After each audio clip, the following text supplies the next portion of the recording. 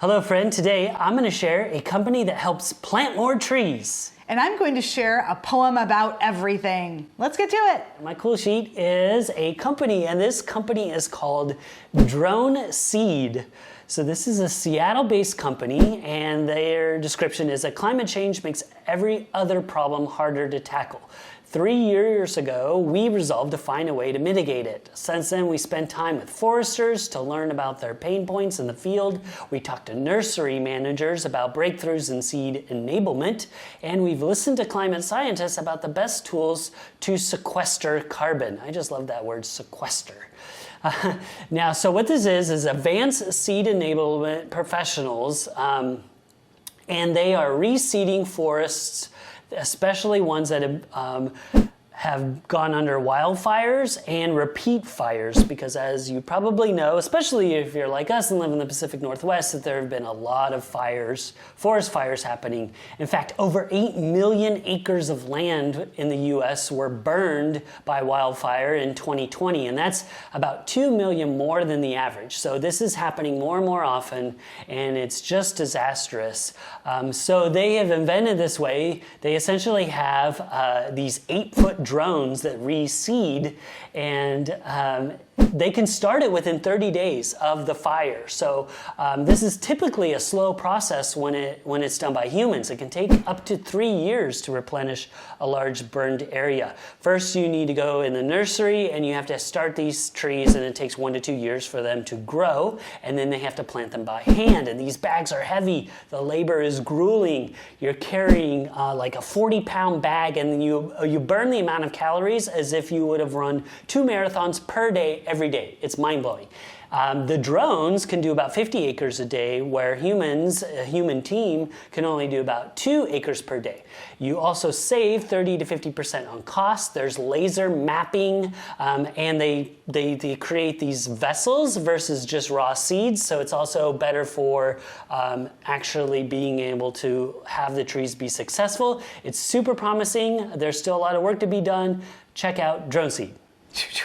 This is amazing. Okay, so tell me again, I think you were just saying it at the end, yes, that instead of planting the tree, they're seeding. Yeah. But because they're seeding so much more, then the chances are greater that they will grow? Yeah, so there are several different factors. So you know, if you just dumped raw seeds out on the ground, and maybe that's what happened like by helicopter before, and yeah, you'd get like a 30% survival rate because it's just raw seed.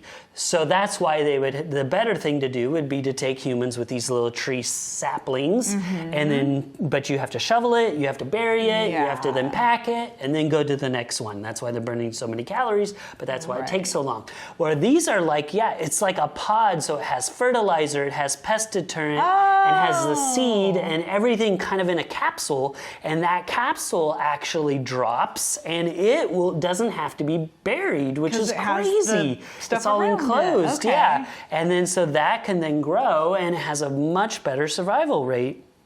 And so it's not a big sapling, I don't believe, but it's able to grow. Yeah. And yeah, the fact that it can do it in rough terrain. It picks the best places with this laser mapping. So, you know, if the ground, 30 days after a wildfire, humans can't even walk on that ground. It's still like embers and burning and hard to navigate. And these drones, then they go all out in teams, and they just, and they drop. It looks really cool.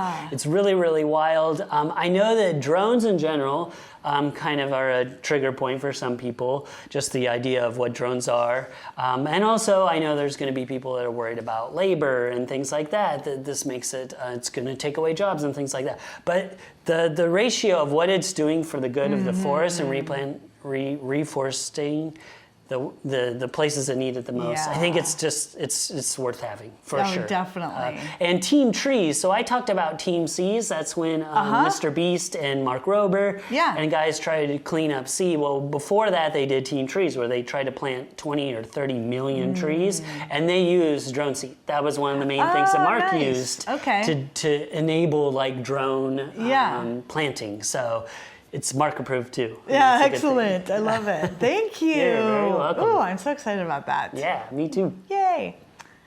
My cool sheet is a poem, but it's not just a poem. It is an animated film of a poem. And the name of the poem is Singularity, after Stephen Hawking, and it is by Marie Howe. We're going to step back for a moment, and we're going to talk about Maria Popova. She is the creator of the blog Brain Pickings, former Cool Sheet episode 27, way back in the day. That first aired June of 2017. I can't believe that. It is now freshly renamed the Marginalian, which I can barely pronounce for some reason. I don't know why she changed it from Brain Pickings. But anyway, she hosts an in-person event back in the day called Universe in Verse, an annual celebration of science through poetry.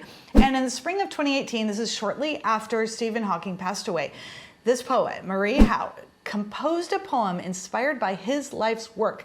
And she performed it at the second Universe in Verse event in Brooklyn. And this is a stunning poem about a reading of the poem. So it was captured both video and the audio. And it's just lovely. And what happened was it was recorded and the people who were there loved it. But then it was reborn and it really became alive anew in this animated short film. So it is illustrated in this paper collage by an artist named Elena Skoreva Wagner and featuring original music by cellist Zoe Keating. And what's really interesting about this is she's what you might call a slow-moving artist. She often devotes an entire decade to a single poem. But in the case of this poem, she had only put words to paper within a month of her reading it. This is unprecedented for her. And it was Maria who said, no, this is amazing. You really need to do this. I want you to do this. And it was just great not only hearing her read the poem, but also talk about it beforehand. Overall, in every way, I love this poem, Singularity, after Stephen Hawking. Oh, this is so cool. So Yeah. I love poetry, and I've even had a couple of Cool Sheet poetry, button poetry, and a few other things like that. But it's still one of those things I don't do enough. I don't read enough poetry, or now I get to see it. It's the best of both worlds, so I can see and have it read to me. Sounds lovely. It really is. And I can't wait. I love that some of the words are actually written in script, so cool. that always helps me. I don't know. And it's also this, it's kind of a mind-blowing idea, this singularity that we're all, like from the Big Bang, that we were all one, and then we, just the whole thing. It's great. You just got to see it. Yeah, I can't wait. It was really hard for me not to. We were like, scrambling to finish all the notes and get everything ready for the recording. And I was like, I really want to just pause and watch this right now. But I held off. You did. All right. I will definitely check it out though, as soon as we're done. So I can't wait. Excellent. You'll love it. And don't forget, you can check out all of those on our show notes on our website at 10bestest.com/seed. So that's 10bestest.com/seed. Thank you for joining, friend. I'm Brian Hart. I'm Karen McFarlane Holman. And let us know in the comments, what do you think about when you hear the word drone? And let us know, what's your favorite poem? If you're enjoying the show, give us a like and share it with a friend. Stay tuned for another great show. And don't forget to stay curious.